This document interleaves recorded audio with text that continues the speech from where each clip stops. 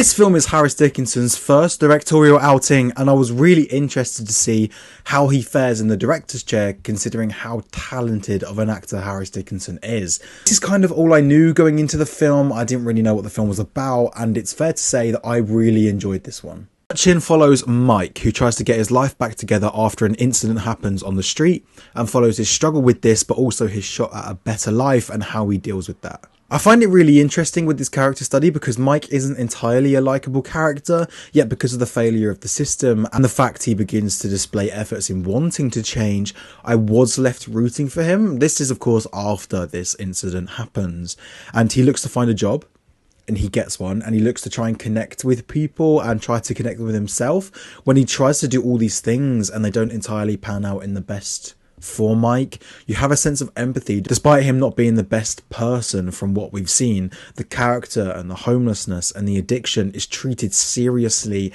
empathetically, and with no judgment from Harris Dickinson. I really like what Harris Dickinson went for visually. There were a few scenes in which Mike is analysing his own thoughts, and it gets very creative on screen. Trippy images representing Mike's state of mind and how unstable and messy it is currently. But you also get images of a big rock on the beach, in a cave, by the sea. They're very calming images, which either means to me that he's getting calm in himself, in his own thoughts, or that's where he wants to be. I'm leaning towards a mixture of both, because he mentions quite a few times in the film what he imagines his dream life to be. He mentions a lot of the time he wants to be the manager of a limousine service for high profile people. He seems to legitimately want to do this as a career. He wants to chauffeur people. That's his purpose in life. Yeah, he self-sabotages constantly, which I don't think is Mike's fault entirely, in the struggle to stay sober, losing jobs, losing relationships, and the constant tussle with the streets. He's holding back even when you think everything is on the rise for him.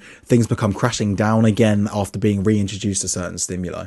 I thought was brilliant. It's left ambiguous, but my interpretation is why I feel like it's where Mike wants to be as well. Little spoiler warning for the ending, so you can skip this bit. But he meets Nathan again asking for money. Nathan is one of his friends from the streets who's actually played by Harris Dickinson, who now has a job, he has a place to live, he has his life more together than it was earlier in the film. After this meeting, you see Mike begin to have the trippy visuals again, and then in the visuals, Nathan appears in a robe, opens a door, Mike goes through and falls into darkness. This encapsulates this feeling. Mike is jealous of Nathan here. He wants his life to be together like what Nathan has, and maybe he struggled to accept this over the course of the film. Sense of wanting his life to be together. But he's accepted it now. That's what I interpreted the ending as. I know it might be interpreted a little differently. Along with the style, ending, and characters, I thought the performances were pretty good from everyone involved. Frank Delane as Mike, he captures that unlikable yet lost character extremely well. The empathy there doesn't just come from what Harris Dickinson does with the character, it's also through the performance, and there's a lot of humour sprinkled in there as well, which is really nice because it breaks up a dark story. There were quite a few releases this week. There were actually 5, and I wouldn't have thought that Urchin was the first of the 5 that I would check out, mainly because the Smashing Machine released this week, along with the god-awful, so I hear, Him, The Lost Bus on Apple TV Plus, and Steve on Netflix. But I'm actually glad Urchin was the first one I watched, because I honestly really enjoyed this one. So I'm going to give Urchin 4 stars, closer to a 3.5 than a 4.5.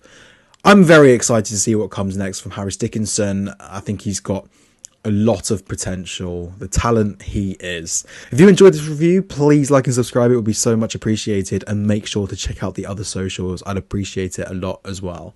If you've seen Urchin, what did you think? Do you agree with me? And I'll see you in the next.